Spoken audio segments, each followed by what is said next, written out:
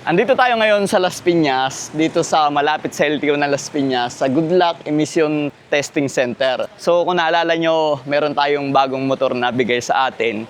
Ito yung Mio Sporty, Mio Salty na tinatawag. Ito yung bigay sa atin ni Wiki sa R Garage. Ayan.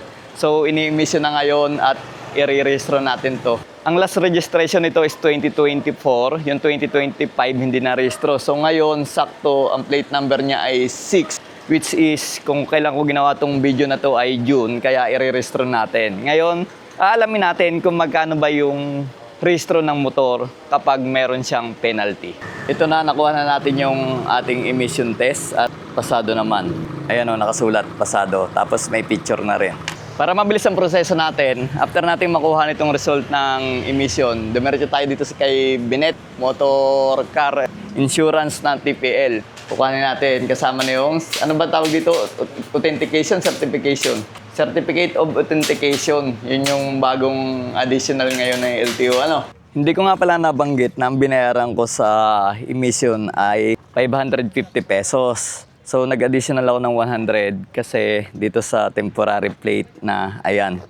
Hindi kasi papasok to sa system nila kapag ganyan.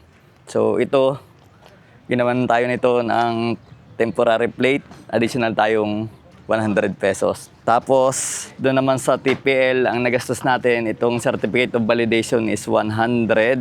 And then, 500 pesos yung pinaka-insurance na TPL, third-party liabilities. So, dumiretso tayo dito ngayon sa motor vehicle inspection, dito mismo to sa loob ng LTO Las Piñas. After na ma-inspection yung ating unit doon, ayan, pinirmahan na nila yung form na to at tayo ay magpo-proceed na doon sa loob ng window. Doon tayo magpa-process.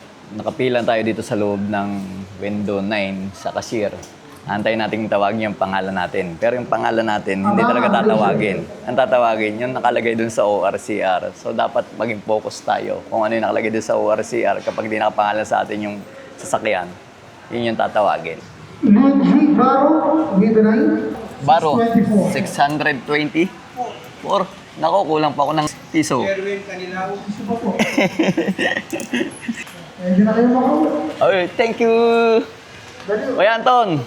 Salamat! So, napakabilis ng proseso dito sa LTO sa Las Piñas. Nakuha na natin yung ating, ayan, OR. Siyempre, yung OR, ito yung pinaka-resibo natin na nakarehistro tayo this year. So, ang binayaran natin, 623.50 point something. Kaya, ang ginastos natin na total ay 1,774 pesos. Humihingi nga pala ako ng tulong dito kay Lenji Merano Baro, yung dating may-ari nito. Kasi bigay ito sa akin ni R Garage. Wala pang original na plate number. Itatanong ko sana sa iyo kung saan dealer siya binili para makuha ko yung original na plate number. Ayan kasi yung mahirap dun sa pasalin-salin na motor. Hindi pa kompleto yung original na plate number. Gusto kong maklaim dun sa, minsan kasi hindi ko ma-detect sa LTO tracking ng plate number. Minsan kasi pinapadala na dun sa dealer kung saan binili ni Lenji Baro. Itong si Lenji Baro, baka pwede mag-PM sa akin na taga-Tigapo, Santa Rosa.